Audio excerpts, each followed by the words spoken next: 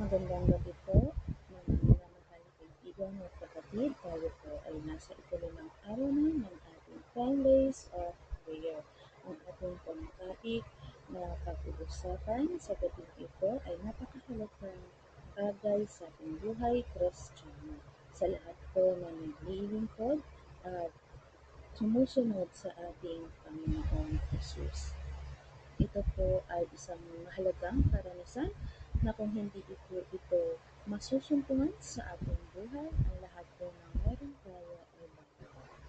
Ang ating pong topic na pag-uusapan ay may pamagat na magsisi at mapuspos ng banal na espiritu.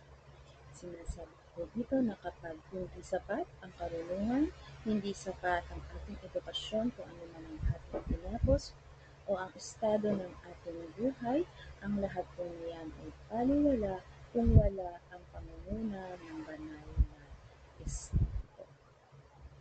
Kaya sa gabi po ito, tayo po ay tinatawagan na hilingin ang pinakamahalagang bagay at ang iyon ay ang banal na Espiritu. Ating pong pag-uusapan ang apat na katotohanan upang mas lalo po nating maunawaan kung bakit po ba mahalaga ang banal na Espiritu ang manguna sa ating buhay. Sa panimulang kaisipan, isipin ang isang tuyot na lupain na bitak-bitak dahil sa tindi ng init ng araw, ang mga halaman ay nalalanta at ang mga sapa ay tuyo. Ngunit nang dumating ang malakas na ulan, ang bawat bitak ay napuno at ang lupa ay naging sariwa muli. Ganyan din ang ating buhay espiritual. Kung wala ang banal na espiritu, tayo ay nakakaranas ng spiritual growth o espiritual na katuyuan. Ngunit sa pamamagitan ng pagsisisi, binubuksan natin ang ating mga puso upang mapuspos at maging sariwa muli sa pamamagitan ng ulan ng biyaya ng Diyos. Kung nais po natin na madama ang tunay na biyaya ng Panginoong Diyos, at tayo po ay magsisi at ating bigyan ng opportunity ang banal na Espiritu na gumawa sa ating buhay. Ang sabi po sa mga gawa 1 verse 4 to 5, habang kasalo nila, ipinagbilin niya sa kanila na huwag umalis sa Jerusalem, kundi hintayin ang pangako ng Ama. Sinabi niya, ito ang narinig ninyo sa akin, sapagkat si Juan ay nagbautismo sa tubig, subalit hindi na aabutin ng maraming araw mula ngayon na kayo'y babautismuhan sa Espiritu Santo. Dito malinaw na sinasabi na kung tayo ay maghihintay at aasa sa banal na Espiritu, ang kanyang kapangyarihan ay gagawa sa atin at sa ating paglilingkod. Kaya nga magsisi kayo at magbalik loob upang mapawi ang inyong mga kasalanan. Mga gawa 3 verse 19. Ang sabi din po sa talata mga gawa 2 verse 1 to 14, nang dumating ang araw ng Pentecostes, silang lahat ay nagkakatipon sa isang lugar. Bilang dumating mula sa langit ang isang ugong na gaya ng isang humahagibis na hangin na lakas, at pinuno nito ang buong bahay kung saan sila'y nakaupo. Sa kanila'y may nagpakitang parang mga tilang apoy na nahahati at lumapag sa bawat isa sa kanila. Silang lahat ay napuspos ng Espiritu Santo at nagsimulang magsalita ng iba't ibang wika, ayon sa ipinagkakaloob sa kanila ng Espiritu. Dito malinaw na sinasabi ng banal na kasulatan na ang banal na Espiritu ang siyang nagpapatatag sa ating pananampalataya, ang siyang nagbibigay sa atin ng kalakasan, ang siyang nagbibigay sa atin ng kapangyarihan sa ating paglilingkod at sa ating misyon. Ang unang punto, pangako ng banal na Espiritu. Ang pangako ng Espiritu ay hindi limitado sa panahon ng mga alagad. Ito ay sa lahat ng susuko sa kontrol ng Diyos. Sa Gawa 1 verse 4 to 5 ang sinabi, inutusan ni Jesus ang kanyang mga alagad na maghintay sa Jerusalem para sa bautismo ng banal na Espiritu. So dito, sinasabi na malinaw na sinasabi kung nais nating makagawa ang Diyos sa ating buhay, hayaan po nating ipakontrol sa Kanya ito. Ang Diyos ay gumagawa ng mga dakilang bagay sa mga taong isinusuko ang kanilang sarili. Hindi hinihingi ng Diyos ang ating lakas, hinihingi ng Diyos ang ating puso. Handa po ba nating ipagkaloob sa Diyos ang ating puso? Ang sabi po ni Ellen G. White, ang pangako ng banal na espiritu ay hindi limitado sa anumang edad o anumang lahi. Sa lahat ng tumatanggap kay Kristo bilang personal na tagapagligtas. Ang banal na espiritu ay dumating bilang tagapayo, tagapagpabanal, gabay at saksi. Naranasan niyo na po ba minsan na parang may bumubulong-bulong sa inyo na sinasabi na, huwag mong gawin yan, huwag mong gawin yan, ikakapahamak mo yan. Yan po ay ang gawa ng banal na espiritu. Pangako niya yan sa atin na may siya ang ating tagapagpayo. Tayo ay kanyang pagbabanalin, bibigyan niya tayo ng gabay at siya ang magiging saksi sa lahat ng ating mga gawa. Sa ikalawang punto, pangangailangan ng tunay na pagsisisi. Ang pagsisisi ay hindi lamang pakiramdam ng tao. Ito ay ang ganap na pagsuko ng kalooban sa Diyos. Itinuturo sa Gawa 3 verse 19, ang nais ng Diyos kaya't magsisi kayo at magbalik loob upang mapawi ang inyong mga kasalanan.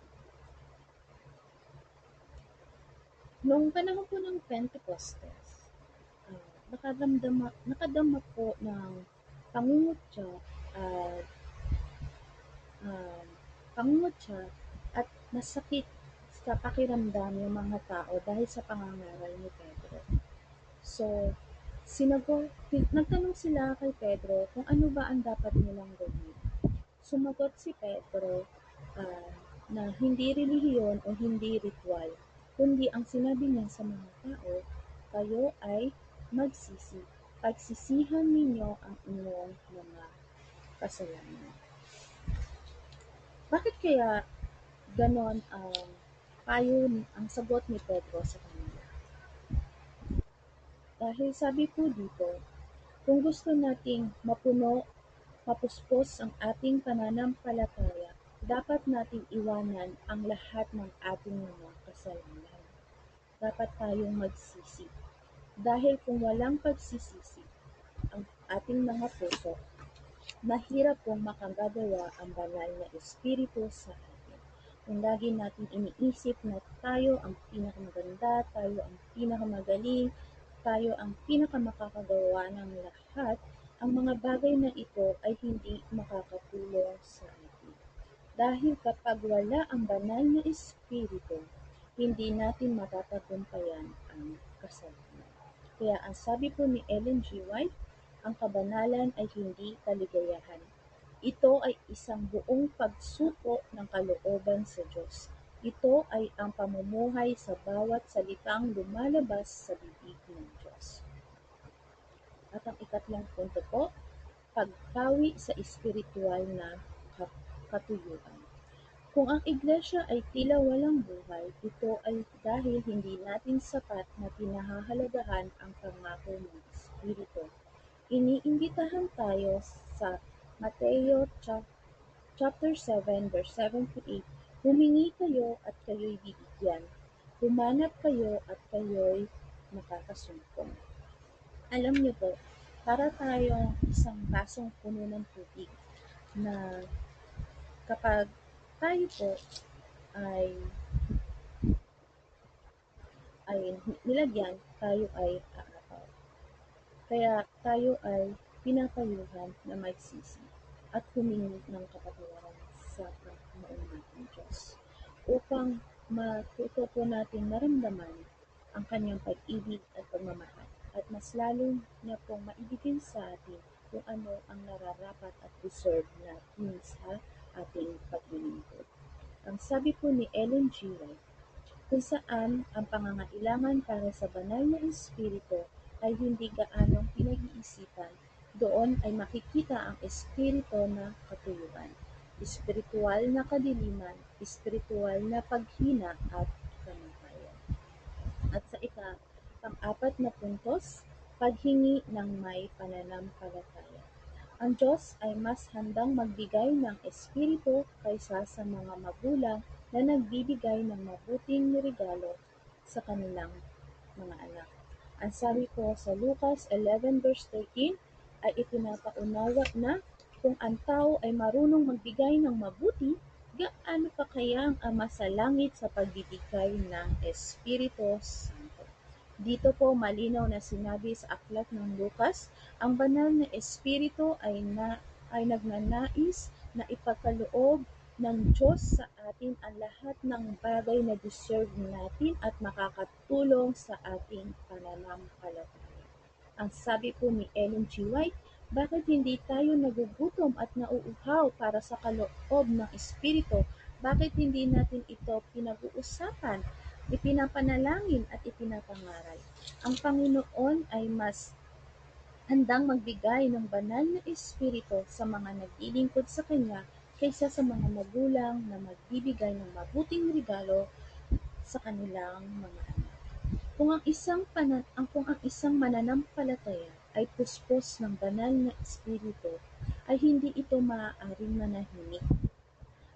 Ang kanyang bibig ay bubukka at siya ay magsasalita at maghahayag ng pag-ibig at pagmamahal ni Kristo. May isa pong kwento. May isang lalaking naglalakbay sa desierto na may dalang basyong bote. Nakatagpo siya ng isang balon na puno ng malinis na tubig, ngunit tumanggi siyang isawsaw ang kanyang bote dahil ayaw niyang aminin na ito ay walang laman. Hanggang sa huli, siya ay nauuhaw sa kabila ng pagkakaroon ng sapat na supply sa kanyang harap.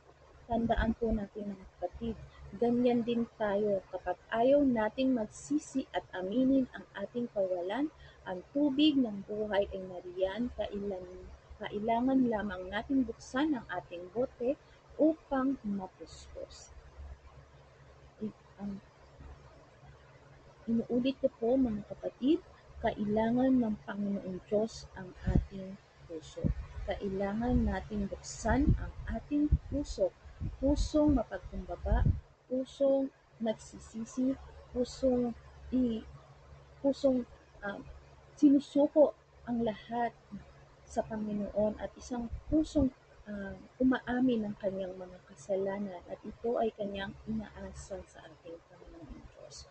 Dahil ang Panginoon ay mahal na mahal po tayo kaya binigay niya ang kanyang banal na espiritu sa atin dito sa lupa upang tayo ay gabayan at hindi malikaw at hindi mapunta sa kalaban.